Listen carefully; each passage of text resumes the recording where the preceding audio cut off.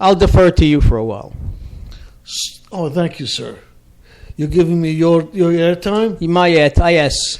The intern sitting to your left defers to the boss sitting on my right. Who's also the intern.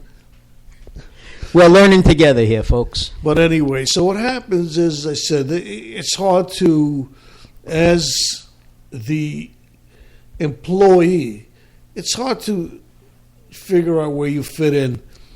And it's hard to distinguish between employer and employee and who you actually are. And on the employer side, the parent or whoever it might be, or actually maybe a son will hire a father to work with him. Should they be harder on their son than normally, or should they be easier? Should they tolerate more? Should they tolerate less? It's a real hard decision. And then, you talk about decision, Felix, and then does the relative, son, daughter, whatever, how much authority do they have? Can they make deals on their own with vendors? I mean, I don't know. It depends what you allow them to do. And hopefully they'll want to take control and start doing those things. I mean, you'd like to see your siblings grow into a position where they can take charge, where they can say that give them part ownership possibly, or whatever you're going to do. But what happens is you tend, instead of being too hard, I think you become too easy on your employees because you don't want to seem like you're too hard. If that makes sense to you at all. It makes a great deal of sense. I think that you tend to, while you're harder on a relative, son, daughter, etc., you tend to be more accepting when they make a mistake. If it was just an ordinary worker, I think that chances are they would be let go. Yeah, absolutely. I mean, if they want to take an extra couple of days of vacation time, you wind up doing it, and then you wind up paying them. And, they want to leave a little early. They want to come in a little late one day. You sort of let it slide more than you would a regular employee. But you shouldn't. You should have the same rules to everybody. And that is extremely hard. Didn't you? Oh. Wait, we have a caller. We have a caller. Is he going to be a disgruntled employee or a disgruntled employer? Are you a disgruntled employer or are you a disgruntled employee? Or neither? A disgruntled employee. It sounds like Dan. Yeah, it is Dan. But we have a terrible connection. It's improving though. Go ahead, Dan. I like the topic. I know firsthand, since I've been doing this with family businesses for a long time. Now, Dan, could I ask you to call back? We've got a really poor connection. Is that possible? I got it. Thank you. Bye. Bye-bye. We're sorry for that, folks. Occasionally this happens. This is what happens when you have equipment that's not really made for what we're doing. There we go. That's the wrong line. Oh, I was going to say, so fast? Yeah, no. It's that's loud true. Ring. Oh, you see? They even tell us who's calling. Yeah, it's not for us, though. Oh, okay. We'll see. Dan, we have to hang up for him before he can call back. He's probably I think that phone call's for one of your disgruntled employees. Maybe. But anyway, so, it's I happen to be an employer this time, but I also used to be an employee of where my boss was an in-law. My father-in-law was also my boss at one time. So I've been on both ends of it. Well, you're talking now about being a relative working for a relative. I used to work for a relative, and I employ a relative. And I find I also employed a very good friend. And that didn't work out neither. I employed him as when I had my own business, and he also worked for me When I had was running a company. His name was Bernie. Bless him. I He thought passed so. away. He worked for me. I hired him when I was a manager of a trucking company. And then when I started my own company, I hired him. But when I hired him for my own company, it didn't work out as well as when he worked for me, when we were both just working for somebody else. Well, because you both had to answer to someone else. And now he was a friend working for you. Now, I remember Bernie, but I don't know what the relationship was at work. And I can't say for sure whether or not he was the type of person who would take advantage of a situation. Bernie was did what he could. He wasn't the worst, he wasn't the best, but he was pretty loyal, and he did what he could. I mean, he did the best he could, which is, I think, all I can expect of him. That's it. I was just going to say, you can't ask for anything more from someone. They can only do their best. And if it wasn't always what it was supposed to be, I didn't care. It didn't bother me too much, again, because... I mean, Felix, I'm your intern, but I mean, I try to work hard, but I don't know if I'm working up to your expectations. You're working. You're doing just fine, Ollie. Don't worry. All right. I mean, the coffee's always made. It's good. Coffee's always hot. Taking a sip of coffee. I alternate between coffee and scotch.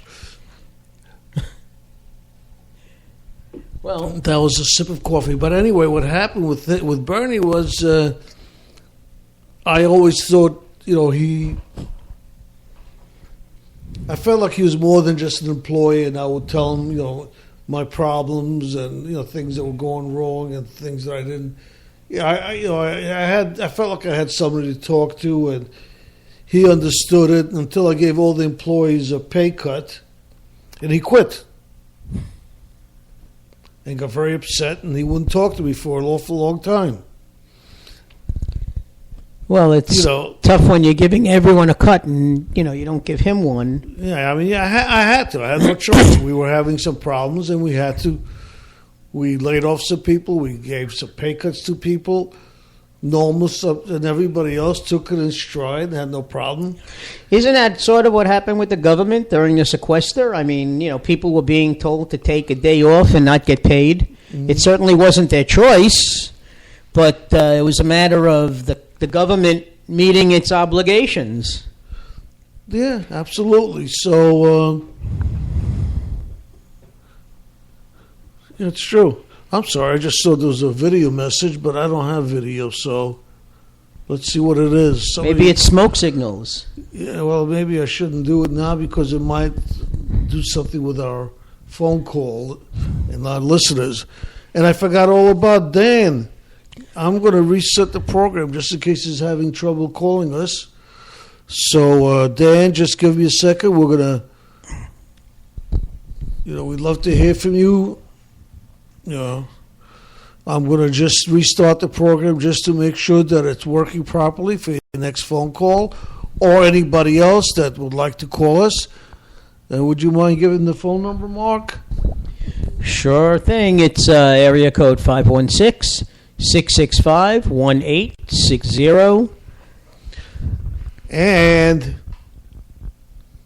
you can Skype us at our old address, Trucking to Heaven. Or Trucking to Heaven. That's all we got for Skyping. Or you could email us at... Oh, right. You could email us at Mark, M-A-R-C, at ccradionetwork.com or Felix at ccradionetwork.com. Either one will do. We promise we will get back to you. Okay, we just got it in the email, but it's of no consequence. Naughty person. Well, don't they know we can't read? Was it interesting at least? I didn't get to read it. I don't have my reading glasses on, Yeah, it's true. Neither do I, but as many F's and U's I saw, I figured it wasn't too good. Okay. But anyway, well, folks, let's hear from some of you. I mean, Even those who don't usually call in. Come on. Yeah, I okay. mean, you know. This is something that hits home with a lot of people. Oh, I got another one. Or another one, you know. Another situation. You're a friend, and your friend needs money. Do you lend it to him? Well, I was just going to say that. You must be a mind reader. I was just going to say that. You have a good friend. Friend comes to you. Well, I guess that's going to have to wait. You are live. And who's calling? This is Dan. Is this better connection?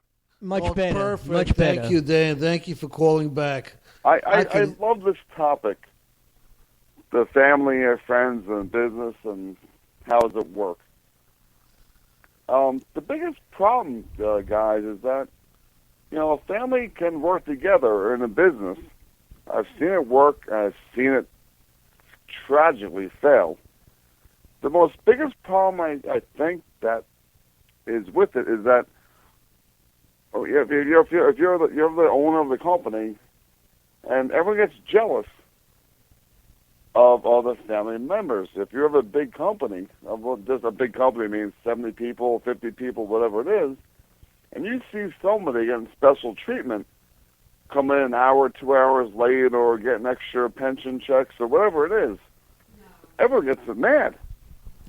Well, I'll tell you, Dan, I think that if you have many people working for you, you can get lost in a shuffle. But if it's a small business, well, let's say you have 8 to 10 employees, and 2 of them are relatives, and let's say 2 of them are friends, and the other 5, shall we say, are, just strangers working for you. It's kind of hard to hide that, obviously. If somebody's getting preferential treatment. Right. That's I mean, go ahead. Sorry, go ahead. No, that's the problem I've experienced, and I work for many family companies. It's just like, well, the children, siblings, they get the special treatment, and everyone's like, well, I came here at 8:00, I did this, I did that, and but they just get away with murder. They can do what they want to do, and it just causes a bad atmosphere in the company. Also, and even if they're not getting away with as much as they really are, everybody else will amplify it and make it seem worse than it is. Right. Well, I agree. I agree with you on that, Felix. And then on the other side of the coin, they may be coming in late, but you don't know how much they do when they're at home. Okay, if they live, let's say it's a son or a daughter working for a parent. Right, doesn't matter. Right. They may leave early, but they may be going on a couple of errands that may take a few hours. Yeah. So they're doing the legwork that their father or mother at the business wouldn't be doing. Now granted, they could ask you to do it, but maybe for some reason they just trust their children. No, I'm just going along with your topic here. That's how I feel about it. I've seen it before, where I worked for a company. Someone's a drunken drug addict, and he got away with murder. He can do what he wanted, and he got more pay than I got, and it kind of hurt. He could do whatever he wanted to do, and we covered him as far as business-wise. We covered him. I remember when I was teaching, and before I got the job at the district office, and I was senior activities coordinator, and I was in charge of the school yearbook. And the yearbook had to be completed and to the printer by the end of March, beginning of April, if the kids were going to get it on time in June.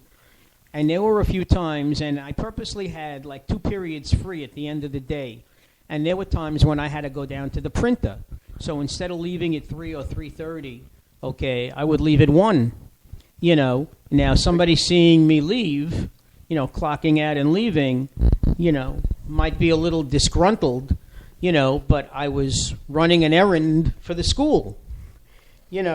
I was putting in time. And I have to honestly say that when I worked at